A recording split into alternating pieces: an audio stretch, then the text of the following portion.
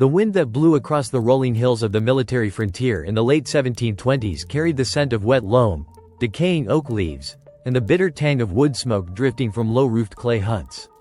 Here, along the fractured borderlands where the Austrian Empire met the Ottoman frontier, the village of Medveđa clung to the earth like an outpost forgotten by time. It was a landscape carved by decades of relentless warfare, where the soil had drunk the blood of armies and the people lived in the perpetual shadow of the musket and the saber. The peasants of the Morava Valley were not easily frightened. They were hardened frontiersmen, Orthodox Serbs enrolled as a regular border militia known as Hajduks, men whose hands were as familiar with the hilt of a yataghan as they were with the shaft of a wooden plow. Yet, beneath their stoic exterior lay a world governed by ancient, unspoken terrors, a belief that the boundary between the living and the dead was as porous as the shifting borders of empires. It was into this tense, watchful community that Arnold Paole returned after years of military service in the southern territories under Turkish dominion. He was a tall, sinewy man with the weathered face of a soldier who had survived forced marches through the craggy passes of Kosovo and skirmishes along the Vardar. He walked with a quiet, measured tread, his dark eyes carrying a hollow, distant gaze that immediately set him apart from the boisterous men gathered at the village tavern. Paole was a man of few words, known for an unyielding honesty and a sober demeanor, but those who shared a table of plum brandy with him soon noticed the darkness that shadowed his spirit. He seemed like a man constantly listening for footsteps behind him, his hand instinctively resting near the leather sash at his waist even in the safety of a domestic hearth. One evening, as winter frost crept over the mud-slicked paths of Medveđa and the villagers gathered close around the embers of an open fire, the silence that enveloped Paole finally broke. The conversation had turned to the perils of the southern provinces, to the strange maladies and supernatural curses whispered by soldiers who had ventured into the Ottoman interior. Paole sat staring into the flickering flames, the amber light carving deep chasms across his cheekbones, before he spoke in a voice that was low, dry, and laden with an unbearable weight. He confessed to the elders and his neighbors that while stationed near the border town of Casanova in Turkish Serbia, he had been hunted. In the dead of night, in a desolate garrison outpost, an undead entity, a revenant that had risen from an unhallowed grave, had ambushed him in the dark. The encounter had not been a fleeting nightmare. It was a physical, suffocating struggle with a creature that possessed the cold strength of stone and the stench of an open tomb.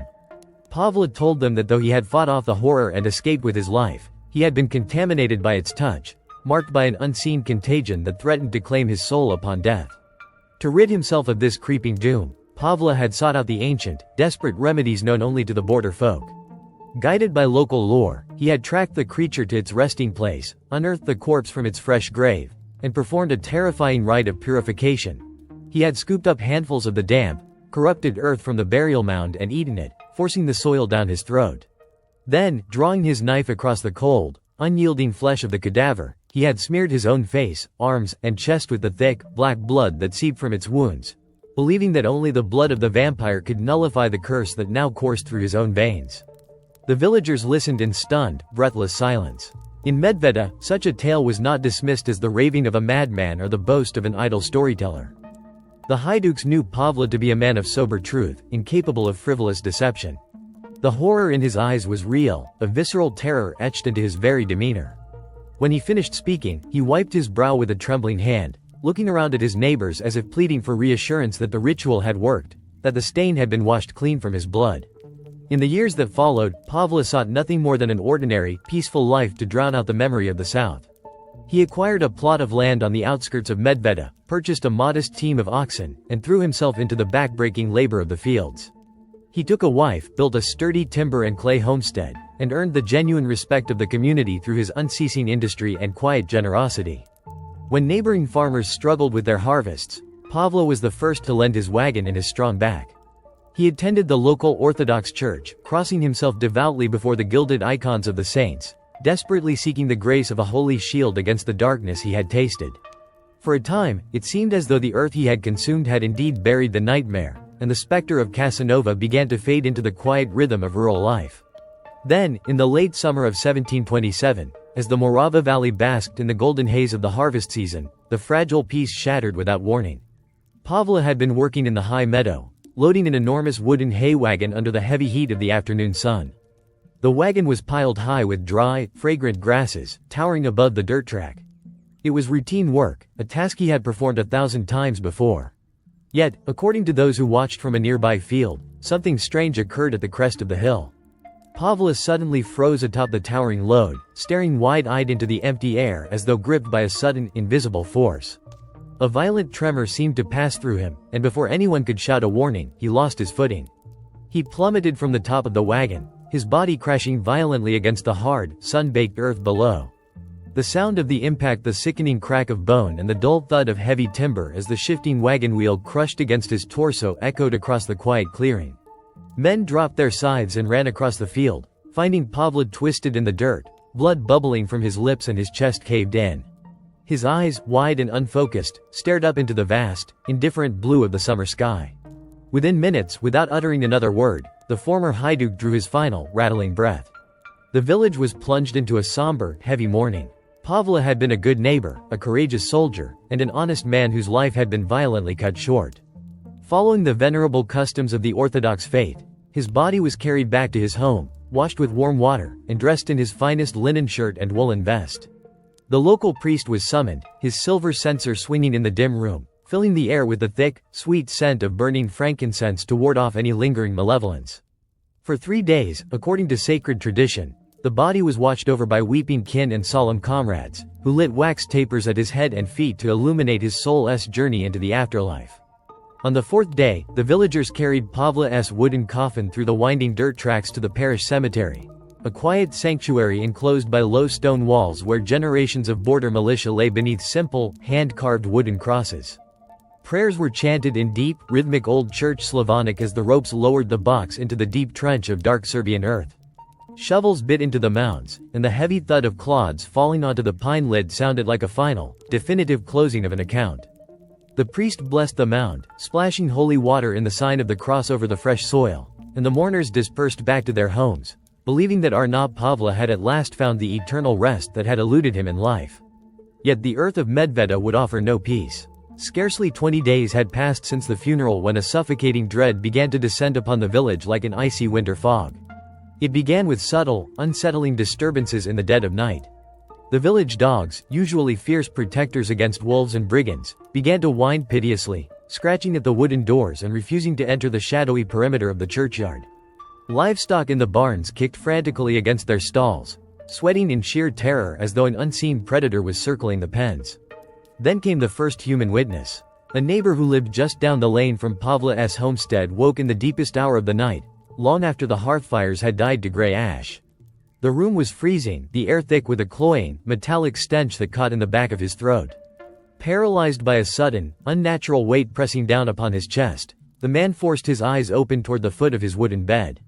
There, bathed in the faint, silvery moonlight filtering through the shutter slats, stood Arnold Paole.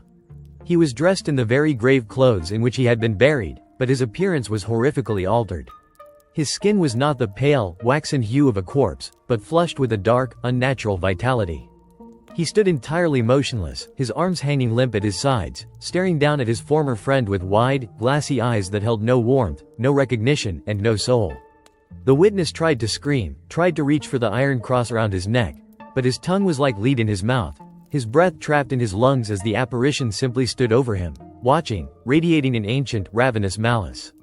By the following dawn, the terror had broken open. Before the sun had fully cleared the forested ridge, other villagers were running into the dusty center of Medveđa, weeping and crossing themselves in hysteria. 12 separate witnesses, each trembling with absolute conviction, swore before their neighbors and the village elders that they too had been visited in the dark. Arnold Paole had come to their bedsides. He had stepped out of the shadows of the cemetery, walked through barred doors, and brought with him the cold, suffocating breath of the grave. The terror that had seized the villagers of Medveđa did not remain confined to the dark realm of fitful sleep. Within days, the apparitions that had haunted the foot of 12 beds produced devastating, inescapable physical consequences.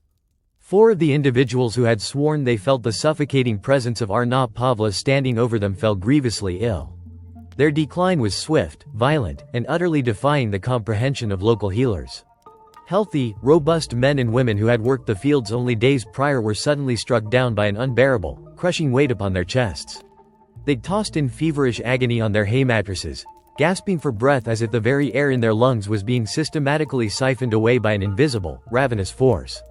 They cried out in delirium, pointing terrified fingers at empty corners of their dimly lit rooms, weeping that Paole had returned to drink their lifeblood. Within 96 hours of the initial sightings, all 4 individuals were dead. A suffocation of pure panic descended upon the borderland settlement. The sudden, unnatural deaths of 4 neighbors in rapid succession transformed spectral rumors into an existential crisis. The village elders, seasoned men who had survived brutal skirmishes against Ottoman raiding parties, found themselves rendered helpless by a foe that could not be checked by musket fire or cold steel. The air in Medveđa grew thick with the cloying scent of burning pitch and holy oil. But no domestic ward could ease the creeping despair. Mothers kept their infants wrapped tightly near hearth fires that were never allowed to die down, while armed men sat in groups of 3 and 4, shivering behind barred doors, staring intently into the gloom with loaded matchlocks across their knees. Driven to absolute desperation, the community approached the local magistrate and religious authorities with a unanimous, frantic demand. They cited ancient, unwritten customs handed down through generations of Balkan frontier dwellers. When a deceased man walks the night and leaves death in his wake, his grave must be opened to determine if the earth has rejected him. According to holy tradition, 40 days post-mortem marked the critical threshold where the soul departed entirely or became irrevocably trapped in the rotting shell of a revenant. On the fateful 40th day following Paole's burial, a grim procession marched out to the parish cemetery. The sky was a bruised, heavy slate gray, bleeding cold late autumn rain that turned the churchyard soil into a viscous black mire. Armed guards stood along the perimeter wall, their hands raw and trembling on the wooden stocks of their rifles, peering nervously toward the dark tree line of the surrounding hills. A crowd of wept-out villagers huddled together, their breath rising in white plumes as 2 young men plunged iron shovels into the wet earth of Arnold Paole's grave. The thud of iron biting into soil gave way to the dull, echoing crack of metal striking pine. As the dirt was cleared from the lid of the coffin, a sickening, unnatural warmth seemed to rise from the depths of the trench, carrying a heavy odor that was not the foul stench of putrefaction, but cloying, metallic sweetness that made the onlookers gag. The local magistrate gave a hesitant gesture, and the men pried open the wooden lid with iron crowbars. A collective groan of terror tore through the assembled crowd. Several women collapsed to their knees, covering their faces, while veteran soldiers stepped back, crossing themselves frantically. Arnold Paole lay before them, 40 days dead, yet showing not a single sign of natural decay. The corpse was not rigid, nor was it bloated or discolored by the ravages of the grave. His skin was soft, supple, and flushed with an uncanny, dark pinkish vitality, looking less like a corpse and more like a man suspended in a deep, unnatural slumber. The outer layer of his epidermic skin had sloughed away, revealing fresh, new skin beneath, while new, sharp fingernails and toenails had sprouted from his fingers and toes, pushing through the decaying remains of his original ones. Most terrifying of all was his face. His mouth was slightly open, his lips parted in a grotesque, satisfied sneer, and from the corners of his lips flowed a steady stream of dark, wet, liquid blood that had pooled in the hollow of his neck and thoroughly soaked his linen shroud. The empirical reality of the revenant had been laid bare before the eyes of the entire community. There was no room left for doubt, no comforting rational explanation to be found in the books of the magistrate. Guided by the desperate dictates of ancient folk ritual, the villagers moved with frantic, terrified precision. They brought forward a long, heavy stake of seasoned white oak, its point carved to a needle sharpness. 2 elders held the twitching, supple shoulders of the corpse while a third held the point of the stake directly over Paole's chest, directly above the quiet, unmoving heart. A burly village blacksmith raised a heavy iron sledgehammer high into the air and brought it down with devastating force. As the sharpened oak crushed through the sternum and pierced the heart, a sound erupted from the coffin that would haunt the survivors for the rest of their days.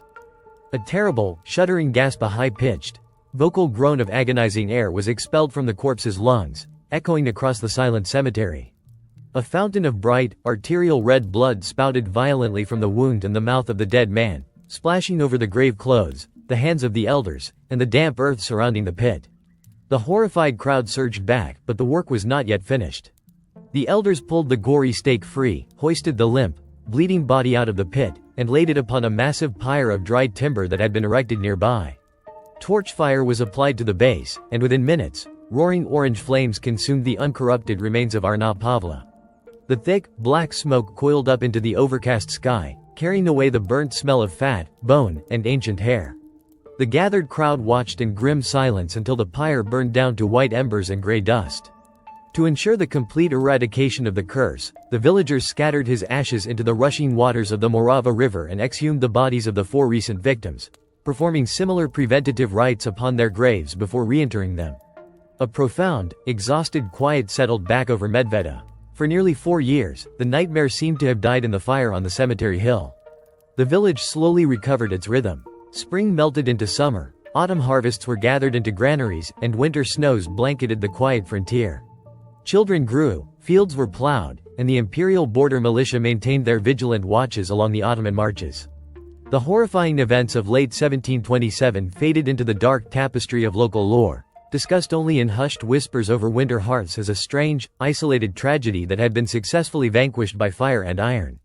Yet, deep within the soil and livestock of the valley, a hidden, insidious shadow remained dormant, waiting for the right moment to strike again. In the dark, bitter months of late 1731, the fragile illusion of peace was shattered with catastrophic violence. Without warning, a sudden, inexplicable wave of illness washed over Medveđa. It did not begin with the frail or the aged, but struck down the young, the healthy, and the strong with terrifying speed. A young woman named Malika, aged 19, fell ill after suffering brief, agonizing night terrors. She claimed to have been visited in her sleep by an unseen, crushing weight, and despite having received no physical wounds, she withered and died within 3 days. Before the village could even process her sudden demise, another resident, a 33-year-old woman named Stana, succumbed to the same mysterious, rapid wasting disease. Stana, before breathing her last, confessed to her priest that she had anointed herself with the blood of a revenant years ago to protect herself, but that the dark presence had nevertheless broken into her home at night, resting its cold, heavy hand upon her neck. Within 90 days, the death toll escalated at a terrifying velocity. Over a dozen healthy villagers, men, women, and infants who had showed no previous signs of disease died in rapid succession. The local Orthodox priest could barely keep pace with the funeral rites, his censer swinging perpetually over fresh trenches dug into the frozen earth. Panic turned to absolute madness as the deaths continued to multiply without logical cause. Driven by an overpowering, collective hysteria, the village elders launched a frantic, clandestine investigation to understand how the curse of the undead could have returned when Pavla's body had been utterly reduced to ash years before. What they discovered sent shockwaves of pure horror through the community. Through grueling cross-examinations of the families of the newly deceased, a horrifying common denominator came to light. Years earlier, before his fatal fall from the hay wagon, Arnold Paole had allegedly stalked the night pastures, attacking and feeding upon the cattle and livestock of the village. The meat from these very herds had been slaughtered, preserved, and consumed by the villagers over the intervening years. Furthermore, the newly deceased Stana had eaten the flesh of cattle that had been preyed upon by Paole during his initial reign of terror. The realization was far more monstrous than the initial haunting. The evil was not merely confined to a single, restless corpse in a pine box. It had seeped into the very food chain of the village. It had corrupted the milk, the meat, and the blood of the animals that sustained human life, transforming the entire settlement into an incubation ground for the unholy. The entity was spreading like an invisible, spiritual contagion, passing from beast to man, and from the dead to the living. By the final weeks of 1731, Medveđa was on the absolute brink of total collapse. The social contract that held the military border together began to shatter under the weight of unrelenting dread. Serbian border guards, hardened veterans responsible for defending the Austrian Empire's frontier against Ottoman aggression, abandoned their posts. Families packed their meager belongings onto wooden carts, preparing to flee deep into the interior of the empire, preferring to face the harsh penalties of desertion rather than spend another night in the haunted valley. The border zone, vital to the security of the Habsburg monarchy, was on the verge of complete depopulation. Realizing that the desertion of Medveđa would leave a dangerous breach in the imperial defenses, the local military commanders fired off urgent, frantic dispatches to the imperial headquarters in Belgrade. They demanded immediate, high-level intervention from the crown, not merely to restore order, but to send scientific and military authorities to officially investigate a phenomenon that was threatening to tear the borderland apart. In the bleak, bone-chilling dawn of early January 1732, an imperial carriage escorted by heavy Habsburg cavalry cut through the ghost-white mists hanging low over the Morava River. The tires groaned against rutted, frozen mud, echoing across a landscape that seemed abandoned by God and man alike. Sent by order of the Supreme Command in Belgrade, the expedition carried with it the full, unyielding weight of the Austrian Empire. At its head sat Surgeon Johann Flückinger, Imperial Contagion's medicus and regimental medical officer of the Alexander of Württemberg Infantry Regiment.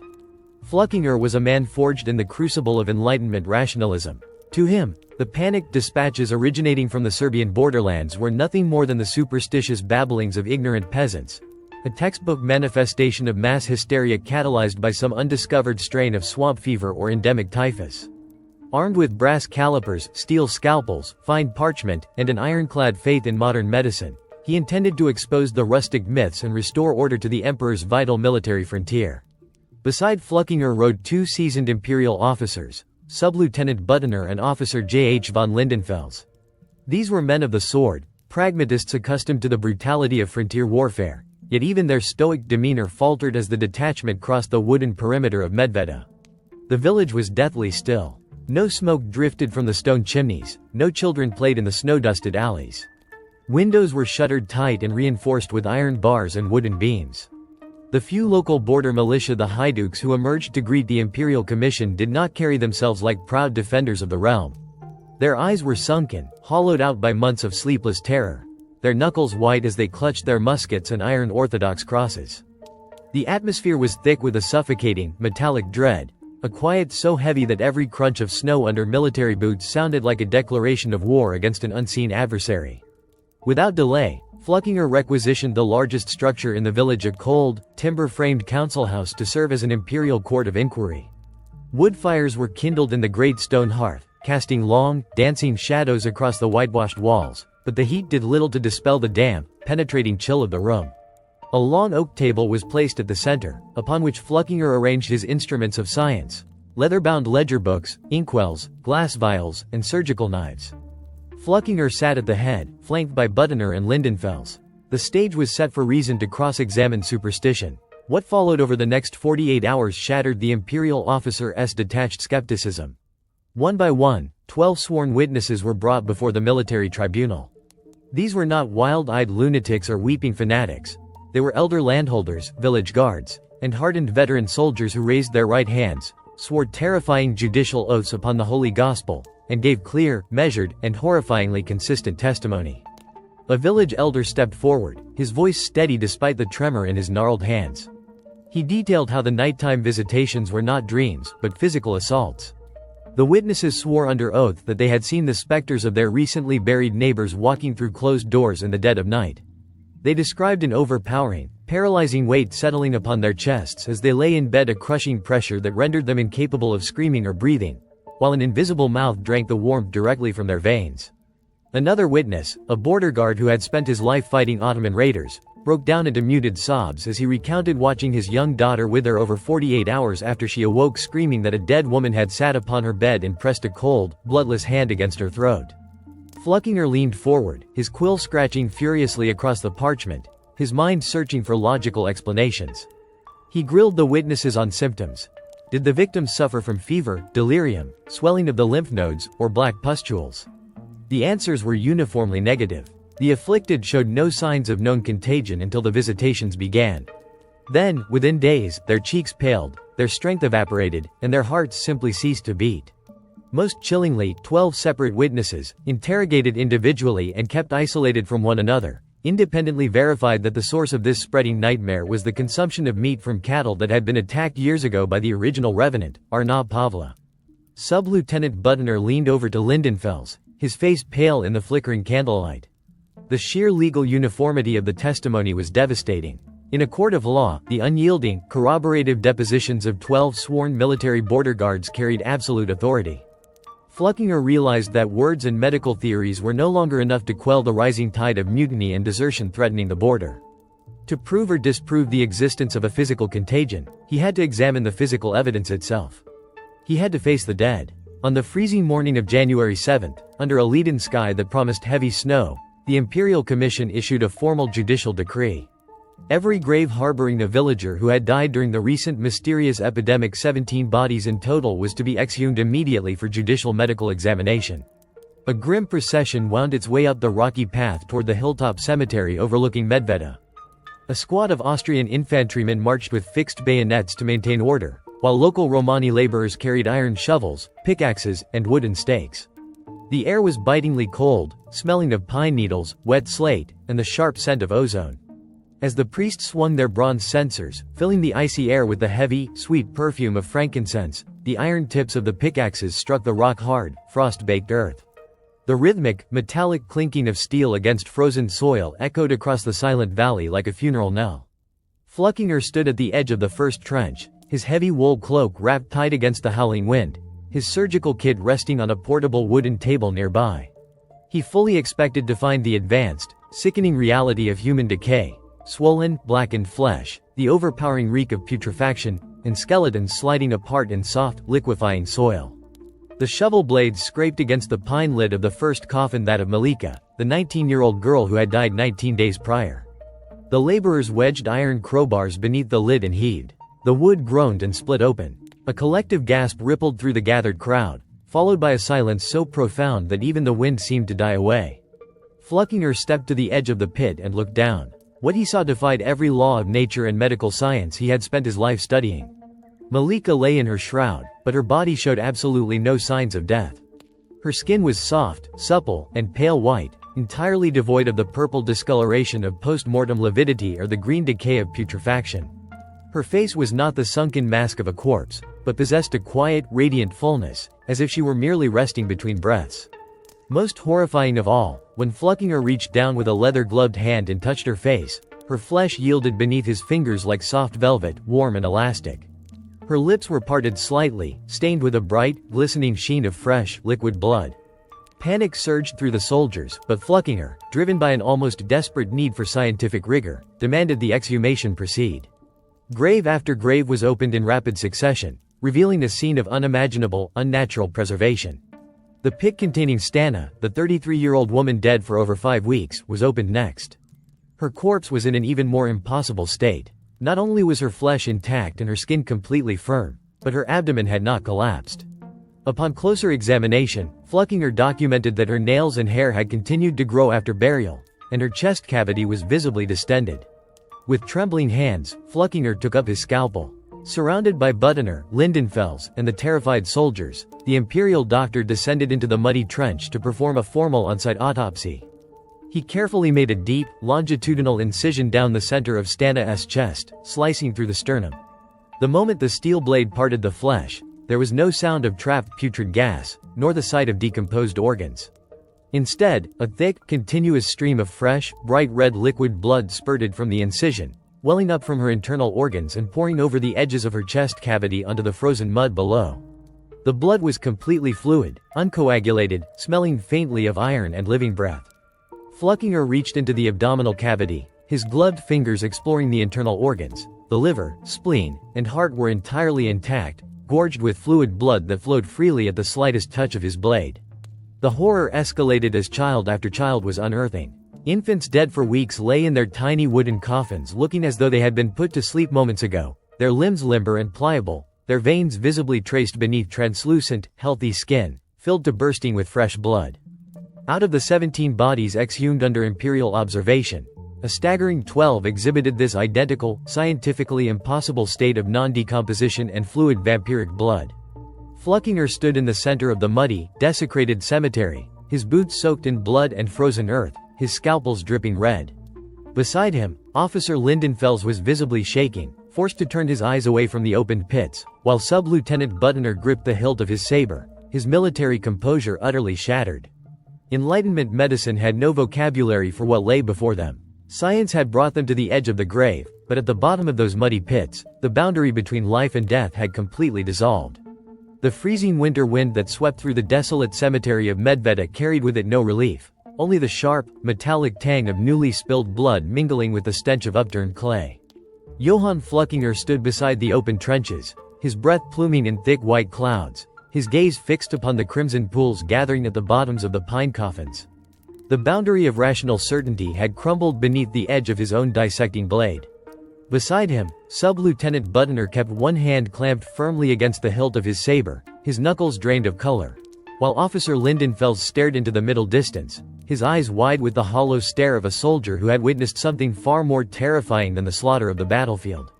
The living could no longer coexist with these graves. To leave these bodies intact beneath the border soil was to invite the total desertion of the military frontier, the collapse of Imperial authority, and the unchecked spread of a contagion that defied every medical treatise in the Habsburg realm. With a hoarse, strained command that sliced through the weeping of the gathered villagers, Flückiger issued the grim decree required by both imperial order and ancient local tradition. He summoned the local Romani executioners who stood waiting at the perimeter of the consecrated ground, their heavy iron tools resting against their leather aprons. Under the watchful, trembling eyes of the Austrian garrison, the executioners stepped into the muddy pits. The sickening work began without hesitation. Heavy woodmen's axes rose and fell into the open coffins, the dull thud of sharpened iron biting through flesh and severing cervical vertebrae with wet, sickening cracks. From every severed neck, a horrifying fountain of bright, fresh blood surged upward, spattering against the wooden sides of the coffins and soaking the frozen earth, as though each deceased villager possessed the surging vascular pressure of a living, terrified beast. The headless remains of the 12 uncorrupted corpses, men, women, and infants alike, were hauled out of the earth with iron grappling hooks and dragged across the frostbitten grass toward the edge of the clearing. There, the soldiers had erected a massive pyre of dry oak and pine logs, soaked in pitch and tallow. The uncorrupted bodies were heaved onto the timber, their pale, supple limbs tangled together in a ghastly heap. When the torches were applied, the wood caught with a ferocious roar, sending tongues of orange flame licking into the gray winter sky. The intense heat caused the corpses to twist and contract. The rendered fat of the uncorrupted dead hissed and sputtered in the fire, releasing a thick, oily, suffocating smoke that hung low over the valley of Medveđa. For hours, the Imperial Commission stood watch over the inferno, ensuring that not a single shred of flesh, bone, or marrow survived the flames. When the blaze finally collapsed into a mountain of glowing embers and white-hot ash, Flückiger ordered the residue gathered up. Using broad iron shovels and heavy kettles, the soldiers collected every handful of the incinerated remains and carried them to the steep banks of the nearby Morava River. With deliberate, solemn precision, the ashes were hurled out into the freezing, turbulent current. The gray dust billowed briefly on the surface of the water before being swept away downriver toward the Danube, scattered into absolute oblivion so that no physical trace of the condemned dead could ever anchor an apparition to the earth again.